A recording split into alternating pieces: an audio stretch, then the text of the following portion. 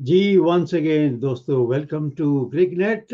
मैं और असद साहब जो हैं वो आपके लिए एक नई वीडियो लेकर आ रहे हैं, क्योंकि पिछली वीडियो जो थी हमारी अता और रहमान के साथ वो बड़ी वायरल भी हुई है, और उसी के साथ ये वीडियो भी हम जोड़ रहे हैं क्योंकि हमने बड़ी बात की है मैच फिक्सिंग की और स्पॉट फिक्सिंग की। इस हवाले से हम बात करेंगे। सबसे पहले तो शुक्रिया जिन्होंने हमारी वीडियो को पसंद किया, जैसे कि जी आपने बता दिया। और इसका मतलब है कि लोगों को बहुत इंटरेस्ट है इस मसले के ऊपर, तो इसी को बिल्कुल। हम फॉलो कर रहे हैं। अ, मैं ये कहना चाह रहा हूँ कि हमारे इमरान खान जो कैप्टन है, हमारे कप्तानों के कप्तान, वो हमेशा से चाह रहे थे कि मैं कनेक्ट करूंगा इसको।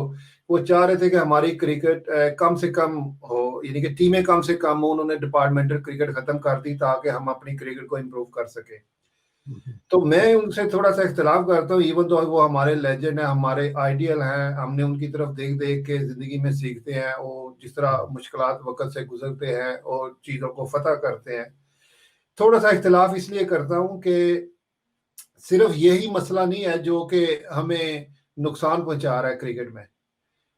ये डिपार्टमेंटल क्रिकेट का ही मसला नहीं है, जितनी मर्जी आप डिपार्टमेंटल क्रिकेट कम टीमों को कर लें, लेकिन मसला है हमारा जो मैच फिक्सिंग का मसला है।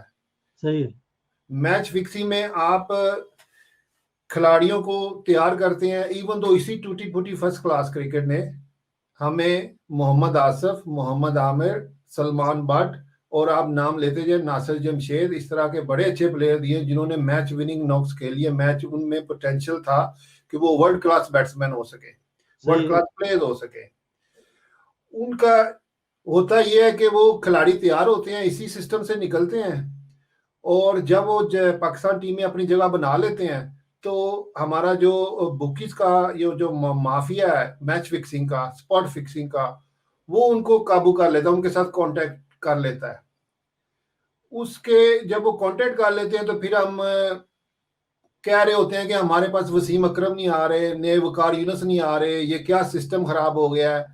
देखिए वो तो आ रहे हैं। अब जैसे मोहम्मद आमिर को इमरान खान कहते हैं कि वो वसीम अकरम से ज्यादा टैलेंटेड था। मोहम्मद आसिफ को वर्ल्ड क्लास बैट्स बॉलर मानते हैं सारी दुनिया के लोग, कि बड़े बड़े बैट्समैन उसका नाम लेते हैं, वो मैकग्रा के पाए का बॉलर था। देखिए अब हमें ये मैच फिक्सिंग का अजदहा निकल रहा है इन प्लेयरों को। ये वो वजह है कि हमारे प्लेयर आ भी जाते हैं इसी तरह की फर्स्ट क्लास क्रिकेट से, लेकिन वो लंबे अरसे के लिए पाकिस्तान टीम में नहीं खेल सकते। लेकिन बट साहब यहाँ पर ये भी तो है ना कि ये लड़के जो हैं इनको मेंटर क्यों नहीं किया जाता है, इनको सिखाया क्यों नहीं जाता कि ये जो बुकीज आसपास टीम के होते हैं उनके साथ मुलाकात ना करें। इस पे क्यों नहीं काम किया जाता है पीसीबी की तरफ से? हाँ जी, सबसे पहले तो देखें, आपने प्लेयर्स तो पकड़ लेते हैं, लेकिन जिन प्लेयर के साथ मिलकर ये शर्तें लगाते हैं या मैच फिक्स करते हैं, वो तो अभी भी घूम रहे होते हैं आराम के साथ। वो देखें, आपने आई थिंक मेरे ख्याल में आपने मिक्स सिग्नल हमेशा से देते रहे हैं। जैसे आप शुरू में 90s में हमारे पास ये केसेस आए तो हमने कुछ खिलाड़ियों को बैन कर दिया और कुछ खिलाड़ियों को ओहदे दे दिए और उनको लगातार क्रिकेट खेलने दी हमने। ये मिक्स सिग्नल्स दे दिए उस वक्त हमने कुछ प्लेयर्स को बचाने के लिए, और लेकिन उसका माशरे के ऊपर बहुत बुरा असर पड़ा लंबे अरसे के लिए। तो सबसे पहले तो हमें इसको कंट्रोल करना पड़ेगा कि हम एक ही लाइन डायरेक्शन लें, कि आइदर हमने उन प्लेयर्स को पहले तो सही बात आपने की कि उनको मेंटोर करें, उनको समझाएं, उनको पाकिस्तानियत और उसका सबक दें कि आप पाकिस्तान के लिए खेल रहे हैं। उनमें अच्छी सलाहियतें पैदा करें ताकि वो इन प्लेयर्स, इन बुकीज को अवॉइड कर सके, और उसके बाद मिक्स सिग्नल ना दें। अगर उसके बाद आपने प्लेयर को समझा दिया, उसके बाद मिक्स सिग्नल ना दें, उसके बाद आप खिलाड़ियों को अलहदा कर दे जो मैच फिक्सिंग में। देखिए मुल्क जो होता है, ये धरती जो है ये माँ की तरह होती है। तो ये बिल्कुल। बहुत बड़ा ऑफेंस है मेरी नजर में कि जो लोग मैं अपनी मुल्क, अपनी धरती, अपनी माँ को बेचते हैं।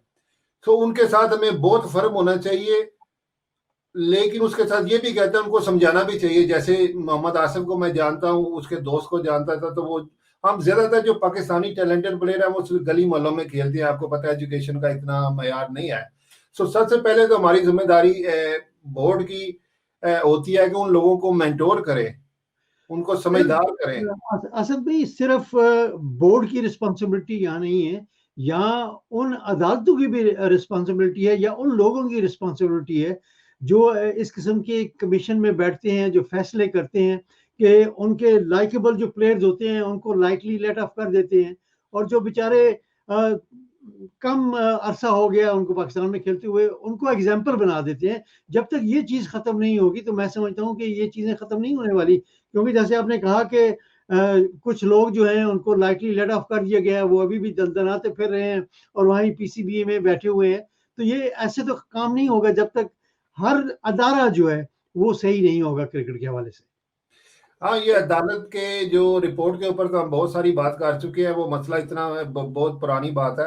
हम अगर इन गलतियों को देखते रहेंगे तो हम इसी में लगे रहेंगे। I want to move forward कि हमने जो पिछले पास से हमने क्या सीखा है, आज हम अपनी डायरेक्शन को ठीक कर लें, सही है। ताकि हमारे आने वाले प्लेयर जो हैं, जो हमारे आएंगे। अब देखें, मोहम्मद आमिर को कह रहे थे ना कि वो वसीम अकरम के बराबर का बॉलर है, तो उसके ऊपर भी टैग लग गया।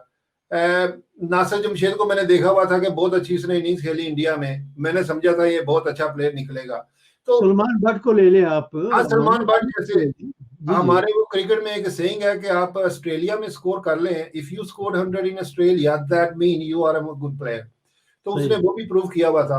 यानी उन लोगों के ऊपर हमें बड़ी तवक्कुआत थी, तो वो भी टीम का हिस्सा नहीं रहे, या फिर हम उनको फर्स्ट क्लास में भी दोबारा ले आते हैं। मेरी नज़र में सिर्फ ये है कि हमें एक डायरेक्ट एक लाइन लेनी पड़ेगी और उसको फॉलो करना पड़ेगा लॉन्ग टर्म के लिए।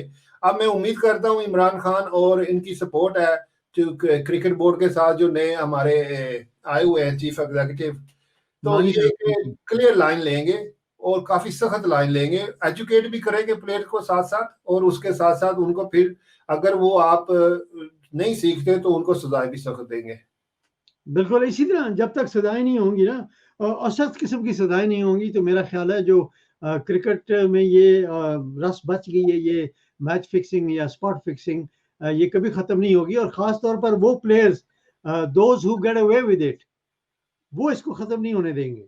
जी, जी, बिल्कुल। और ये बच्चों के लिए या यंगस्टर के लिए अच्छा नहीं है इस माशरे में, इसी तरह के एटमॉस्फेयर में क्रिकेटिंग सिलेक्शन हो जाए उनकी, तो वो उनके ऊपर भी ये तलवार लटकी रहेगी, डर लगा रहेगा कि वो जब तक इस काबिल ना हो जाएं कि अवॉइड कर सकें, क्लियर डिसीजन ले सकें। तो मेरे ख्याल में ये इनकी mentoring is very important, psychiatric help, mentoring very important. बिल्कुल, अच्छा ये बताइएगा कि आज तो हमने थोड़ी-सी बात की, लिंक अप किया जो करप्शन है क्रिकेट में या जो मैच फिक्सिंग और स्पॉट फिक्सिंग है। आइंदा जो आपकी वीडियोज़ हैं आने वाली, उसमें कोई मुख्तलिफ चीज़ लाने वाले हैं आप? ओह जी, आपने याद करा दिया, अच्छा किया आपने याद किया। हाँ जी, हम नेक्स्ट वीडियो करने वाले हैं इंशाल्लाह। एक हमारे कोच हैं, बहुत मशहूर कोच है, वेरी रिस्पेक्टेबल, और उनके साथ हम पाकिस्तान के आजकल कोचिंग में कई स्टाफ को फारिग कर देते हैं और कई को ले लिया है, तो तरह तरह की कंट्रोवर्सीज हो रही हैं।